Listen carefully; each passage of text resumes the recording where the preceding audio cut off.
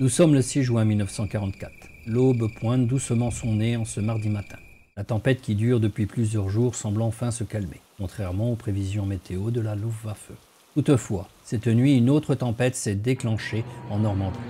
De nombreux parachutages alliés ont été signalés et des combats sporadiques se sont engagés. Tandis que la brume matinale se lève doucement, les troupes allemandes sont prises de stupeur.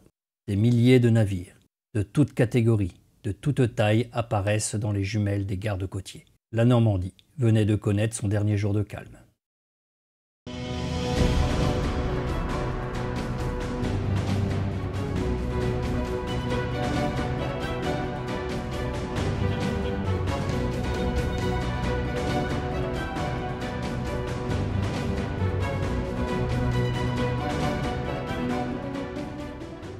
Avant de nous plonger dans cette nuit du 6 juin 1944, je vais vous présenter le partenaire de cette vidéo.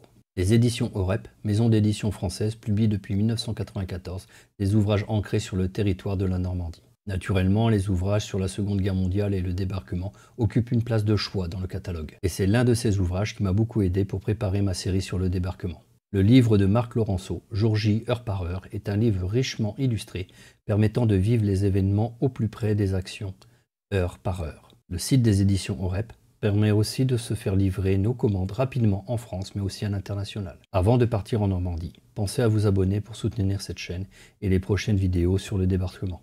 N'hésitez pas à laisser un commentaire sur la vidéo.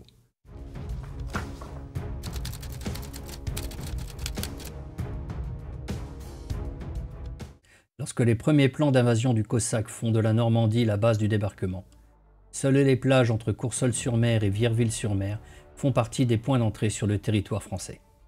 Ce premier plan est rejeté par le général Montgomery. Il insiste donc pour qu'une vague d'assaut supplémentaire soit lancée côté anglo-canadien, le long du canal de l'Orne, pour faire rapidement jonction avec les commandos qui auront pour objectif la prise des ponts de Bénouville et Ranville lors de l'opération Dead Stick. Cette opération est décrite en détail dans ma vidéo sur la 6e Airborne. En plus, le terrain et la bonne qualité des routes entre Ouistreham et Caen doivent favoriser l'utilisation des chars vers l'objectif principal de la journée, Caen. Le général Montgomery en est persuadé. Caen tombera le 6 juin avant que les Allemands n'arrivent à se réorganiser après le choc de l'assaut sur les plages.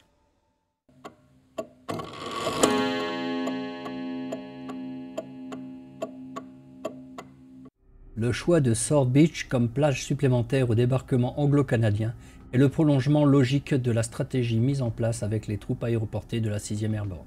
La plage prévue pour débarquer est comprise entre Saint-Aubin-sur-Mer et Ouistreham. Elle fait près de 9 km et est divisée en 4 secteurs. Le secteur Obo entre Saint-Aubin-sur-Mer et Saint-Luc. Le secteur Peter sur Lyon-sur-Mer. Le secteur Queen sur la brèche de Hermanville. Et le secteur Roger sur la plage de Ouistreham. Chaque secteur étant divisé en couleurs d'identification. Green pour le côté droit, White pour le centre et Red pour le côté gauche, et cela pour chaque secteur. Ces secteurs doivent d'abord être préparés par les troupes du génie.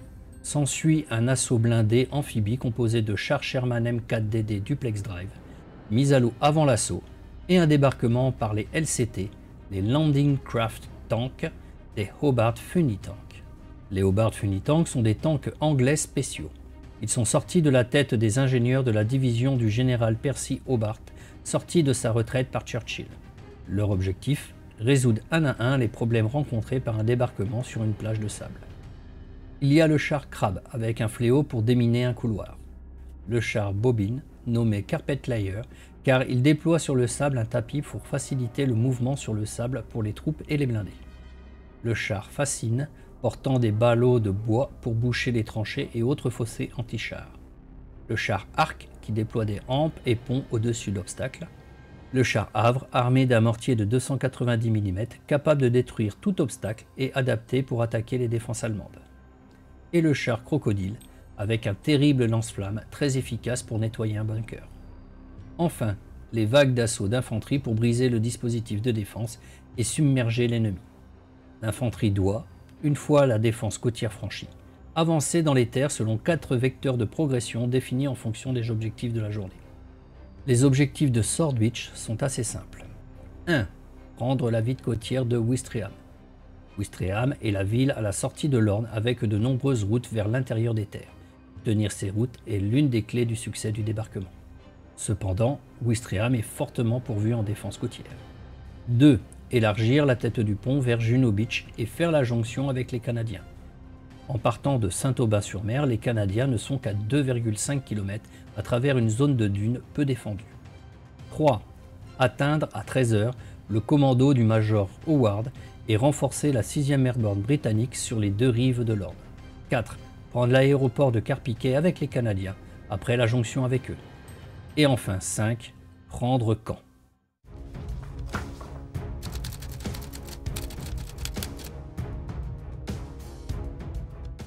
Selon l'analyse des défenses et les derniers ajouts des reconnaissances aériennes, il est décidé que la première vague d'assaut se portera à 1,5 km à droite de la plage Rivabella de Ouistreham, là où les défenses semblent plus légères.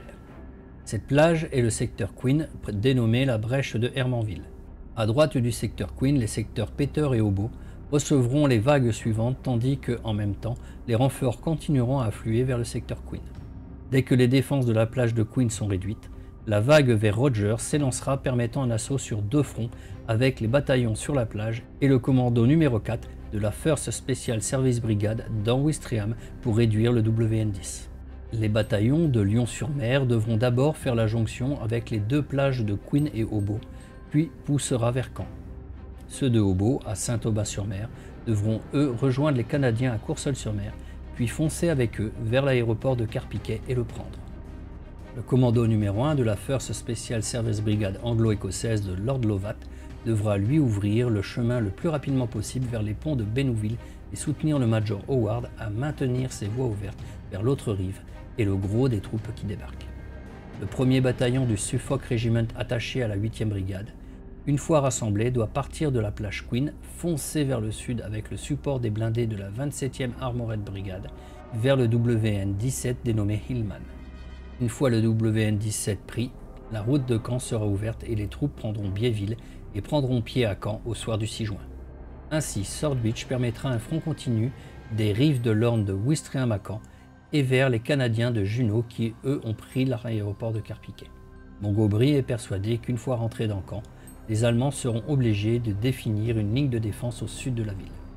Dans un sens, il avait raison, sauf que cela n'arrivera qu'entre le 18 et 20 juillet, soit avec 1 mois et demi de retard sur le planning.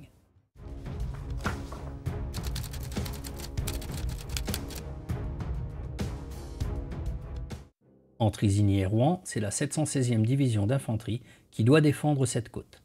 La division est une division statique, c'est-à-dire qu'elle doit défendre des points fixes, les Winterstandness, comme évoqué de nombreuses fois dans mes vidéos précédentes. Seuls quelques bataillons cyclistes et d'autres légèrement motorisés sont plus mobiles. Composée à la base de 17 000 hommes, dès son arrivée en Normandie, elle n'est plus composée que de 7 500 hommes, vieux ou prisonniers de guerre. Pour aider cette faible unité, Rommel demande le 15 mars 1944 que la 352e division d'infanterie monte en renfort de la 716e. À partir de ce moment-là, la 352e prend le contrôle de la côte et utilise la 716e comme appoint. La 352e est issue de 2 divisions d'infanterie venant du front russe après avoir été saignés à blanc. Ce sont donc des vétérans mieux entraînés et surtout beaucoup mieux équipés que la 716e. Sa mobilisation semble passer complètement inaperçue aux yeux des Alliés. Sa force est de 12 500 hommes à pleine capacité. Mais son déploiement est concentré sur l'ouest des plages de la Normandie. C'est donc la 716e qui défend seule la zone de Sword Beach à Caen, soit seulement 3000 hommes. À l'arrière du front, au sud de Caen, se trouve la 21e Panzer Division de la Wehrmacht. C'est une division d'élite ayant connu le front d'Afrique du Nord au sein de l'Afrika Korps. Elle est placée à l'arrière du front à la suite du désaccord de l'état-major allemand entre Rommel, qui voulait ce type de division au plus près des plages, et son supérieur, le maréchal von Röstedt, qui voulait les mettre à l'arrière en réaction. Le compromis entre les deux solutions sera la pire des solutions. La 21e Panzer Division sera sur le front est du débarquement, la division la plus dangereuse.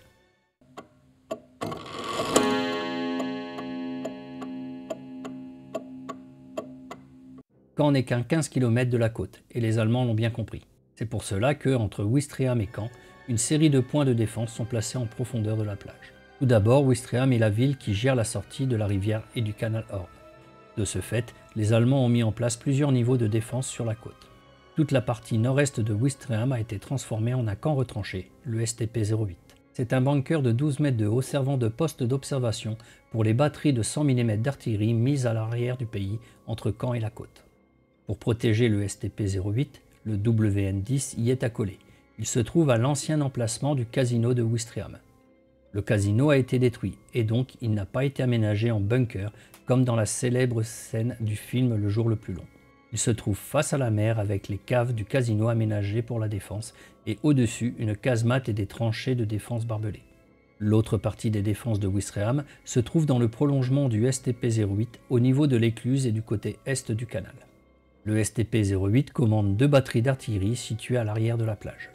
La première se trouve au nord-est de Saint-Aubin-d'Arquenay et au sud de Ouistreham, à côté de la route qui va à Bénouville. La seconde se trouve à l'ouest de Colleville-sur-Orne. Sur la colline 62, qui se trouve au croisement de 2 routes importantes, la route nord-sud entre Hermanville-sur-Mer et Biéville et la route nord-est entre Pierrier-sur-le-Danne et Colleville-sur-Orne, se situe le WN-17 surnommé Hillman. C'est un point fortifié en haut de la colline avec une vision à 360 degrés permettant de voir la côte et aussi Caen. Le WN-17 est pourvu en bunkers, tranchées, barbelés et champs de mines. C'est le QG du 736e régiment de grenadiers faisant partie de la 716e division. En remontant la côte de Ouistreham, il y a les points de défense des différentes plages. Le WN-18 pour Colleville-sur-Orne, le WN-20 sur la plage de Labrèche à Hermanville-sur-Mer, et le WN-21 à Lyon-sur-Mer. Chaque WN est plus ou moins pourvu en mitrailleuses, canons anti-chars, mortiers et défenses diverses.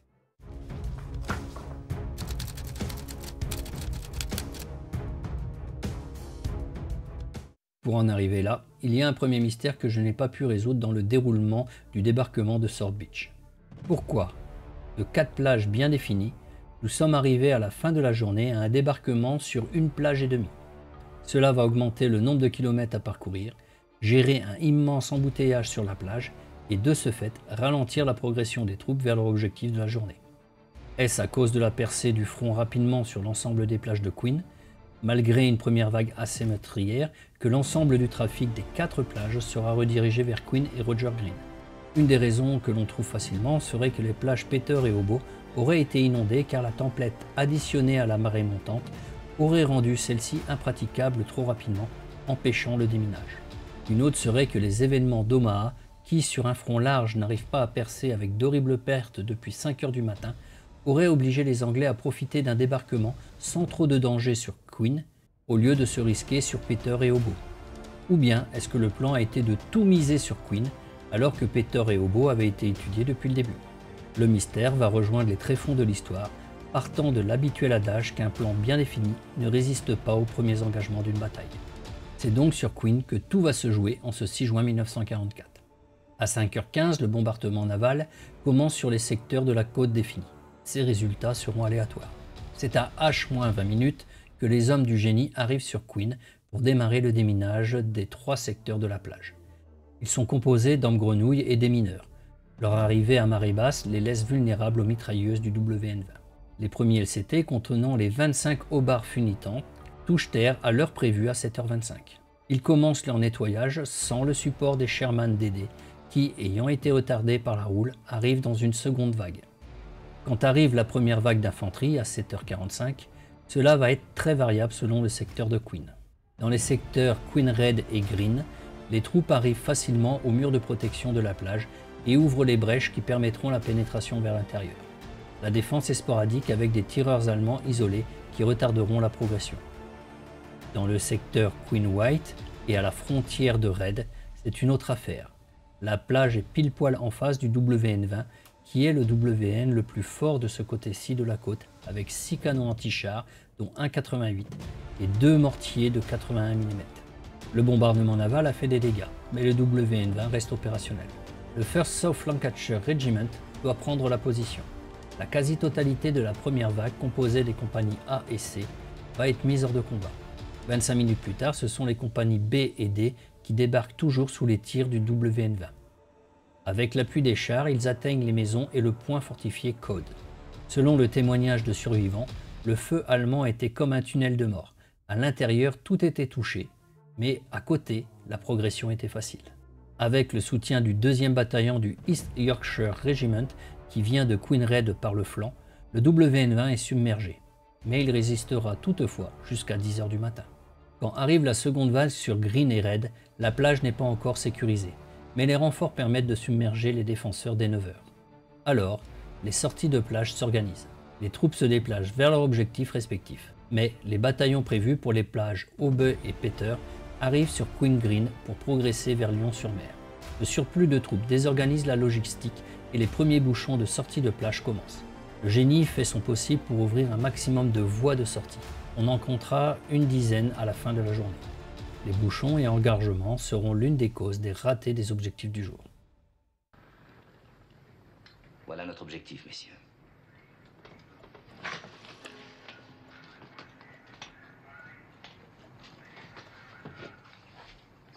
C'est sur la plage de Queenred à 8 h que les 13 LCA et 2 LCI de débarquement du commando numéro 4 de la 1st Special Brigade, dite du commando Kiefer, arrivent sur la plage. Ils sont en face de leur premier objectif du jour, la zone dite de la colonie de vacances. La zone est défendue, ce qui gêne la sortie de la plage. Le capitaine de corvette Kiefer est légèrement blessé durant le débarquement. Avec l'aide de la vague suivante, à 8 h 45, la colonie de vacances est enlevée et les commandos se préparent à la progression vers Ouistreham, suivi d'un assaut sur le WN-10 à l'emplacement de l'ancien casino. Le commando français est appuyé par des chars légers Centaur du 5e Royal Marine Independent Armored Support Battery. La progression vers l'objectif se fait en 2 vecteurs de progression et d'attaque. La troupe numéro 8 progresse pour se positionner en soutien à l'ouest du WN-10. La troupe numéro 1 rentre d'abord dans Ouistreham et progresse dans l'avenue principale pour se positionner sur l'arrière du WN-10. Puis attaque le WN-10 par le sud sur l'arrière. Le WN-10 résiste à la première vague d'assaut. Kiefer prend alors l'initiative de repartir en arrière chercher un tank plus puissant pour réduire les défenses. Il subit une seconde blessure mais arrive à revenir sur place avec un Sherman DD du 13-18 Royal Hussards. L'action du char est décisive et la position est emportée par un assaut permettant de réduire les derniers points de résistance. Le commando français se regroupe et peut dorénavant progresser le long de la rivière Horn pour rejoindre Bénouville. À la sortie sud de Ouistreham, le WN-12 et 14 sont les objectifs du 2nd Battalion East Yorkshire Regiment de la 8e Brigade. Les combats dureront toute la journée, mais les WN tomberont. Les Anglais laisseront toutefois 137 hommes mis hors de combat.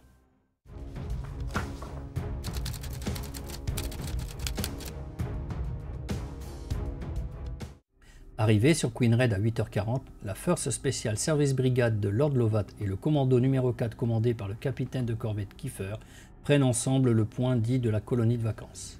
Tandis que les Français se dirigent vers le centre de Ouistreham pour attaquer le WN-10 dit du casino de Ouistreham, la brigade de Lord Lovat doit avancer rapidement pour faire la jonction avec la 6e Airborne. Dans un premier temps, elle fonce à travers champs et forêts en direction du sud vers Saint-Aubin d'Arquenay, évitant les routes qui sont sous surveillance et protégées par des points de blocage fortifiés. Arrivant à Saint-Aubin d'Arquenay, ils entendent le bruit d'une batterie d'artillerie. Une troupe est détachée et tombe sur l'arrière d'une section d'Italiens qui sont capturés et les canons détruits. Au-delà de Saint-Aubin d'Arquenay, le paysage est dégagé et la troupe sans protection adopte un rythme rapide de progression. Ils recevront des tirs de Nebelwerfer qui feront peu de blessures.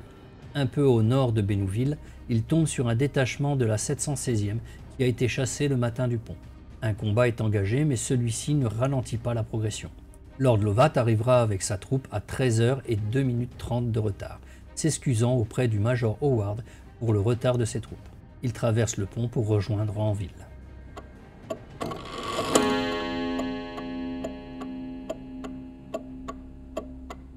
Les troupes qui débarquent sur Queen Green doivent se porter en avant vers Lyon-sur-Mer. C'est le 41e Royal Marine Commando qui doit essayer de rejoindre les Canadiens à Juno Beach. Ils ont débarqué à 8 h 45, mais la plage n'est pas sécurisée. La progression vers Lyon-sur-Mer commence finalement à 9 h 40 et se passe plutôt bien. Les civils leur apprennent que la ville a été désertée par les Allemands qui se sont retranchés dans leur bunker et le château. Le bunker est le WN-21, nom de code Trout, qui se trouve de l'autre côté de la ville sur l'ouest de la plage. L'avancée jusqu'au bunker est aisée, mais dès que le bunker est en vue, celui-ci fixe les Britanniques. À 10 h 40, 3 chars des 13-18 Royal Hussards arrivent en renfort et progressent vers le bunker.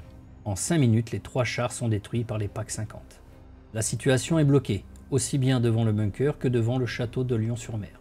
La troupe est renforcée seulement vers 16 h par la 9e brigade. La 41e Royal Marine a à ce moment-là 140 hommes hors de combat, soit 50% de son effectif. À 18 h, la marine bombarde les positions allemandes, mais sans résultat probant. À 20 h, les chars de la 21e Panzer sont visibles sur les hauteurs de la ville, mais à 21 h, ils disparaissent. La nuit reste calme. Le château et le bunker ne tomberont qu'au milieu de l'après-midi du 7 juin.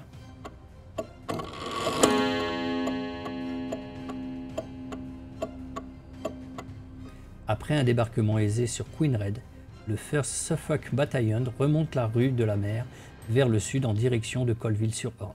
Au nord de Colville, il s'empare facilement du cantonnement allemand WN-19 et continue sa progression en direction de Colville. Le premier objectif, le point d'artillerie codé WN-16, tombe facilement en début d'après-midi, mais le 1st Suffolk reste sur ses positions après avoir testé les défenses du WN-17 dénommé Hillman. Ils attendent sans bouger les renforts qui se composent de chars de la 27e Armored Brigade et du 2e Dragon, ainsi que les hommes du commando numéro 6 de la Special Service Brigade qui arrivent en fin d'après-midi. Ce temps perdu à attendre sera préjudiciable à la progression vers Caen. Les assauts sur le WN-17 commencent en soirée et il ne tombera qu'à 22 h. Les Britanniques ne trouvent que 150 Allemands alors que le WN-17 pouvait en contenir le double. Face à ce manque d'initiative, la 185e brigade progresse sans trop de problèmes.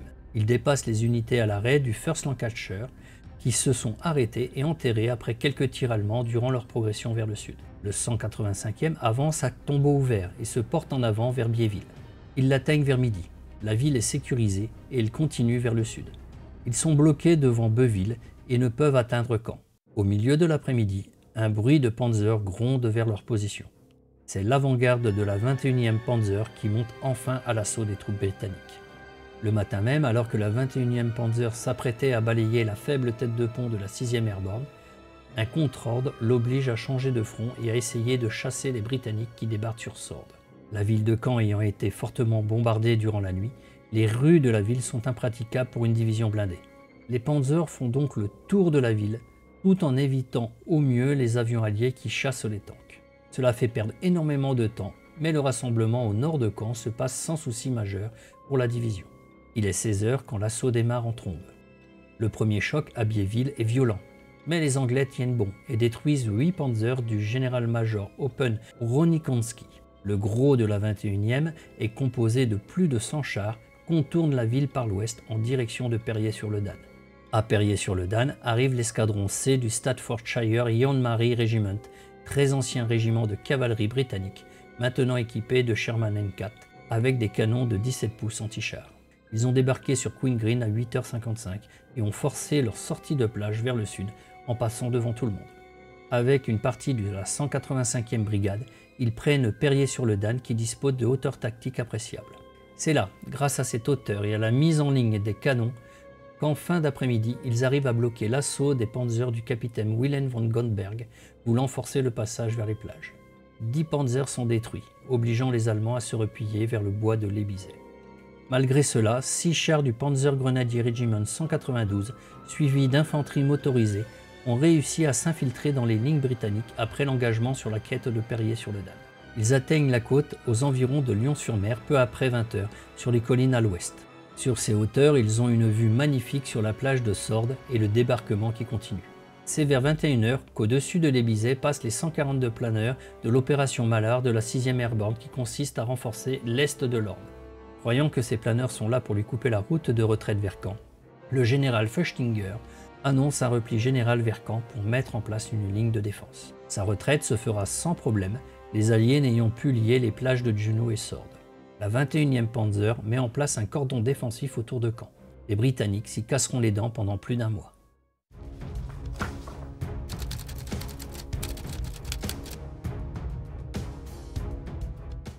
La plus célèbre anecdote de Sword Beach reste celle du joueur de cornemuse Bill Milling, associé au 1st Special Service Brigade de Lord Lovat. Bill Milling et Lord Lovat sont amis et écossais.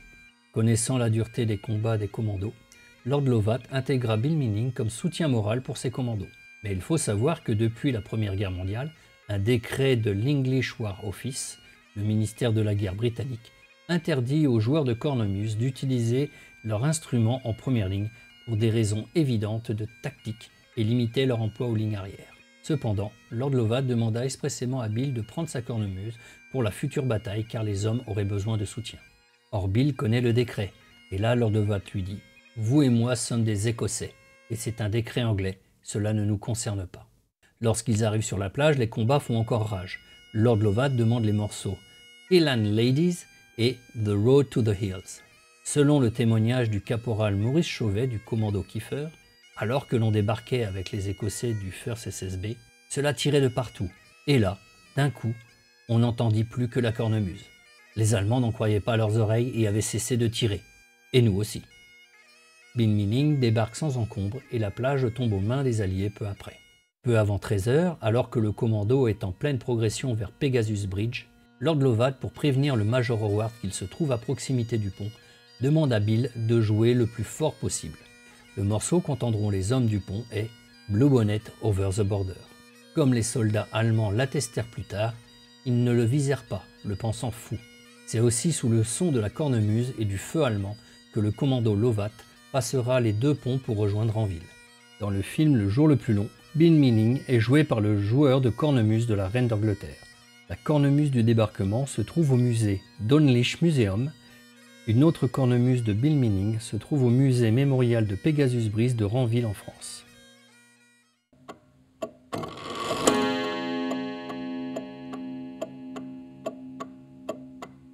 Le 26 mai 1944, l'intelligence service anglaise et les officiers instructeurs montrent enfin les cartes de reconnaissance de la côte normande au commando français du capitaine Kiefer.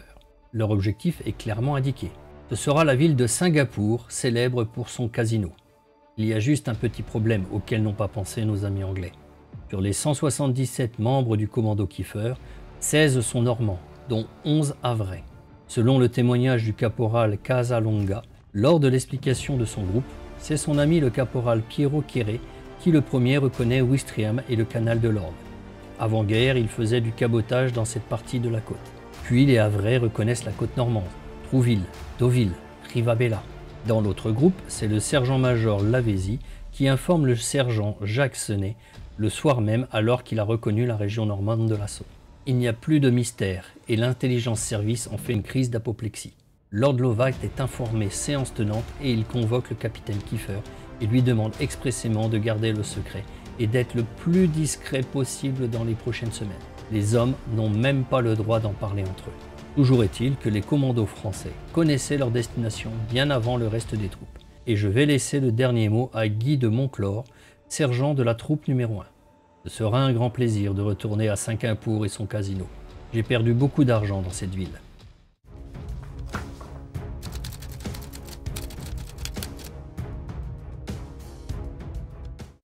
Sword Beach est un débarquement qui s'est plutôt bien déroulé.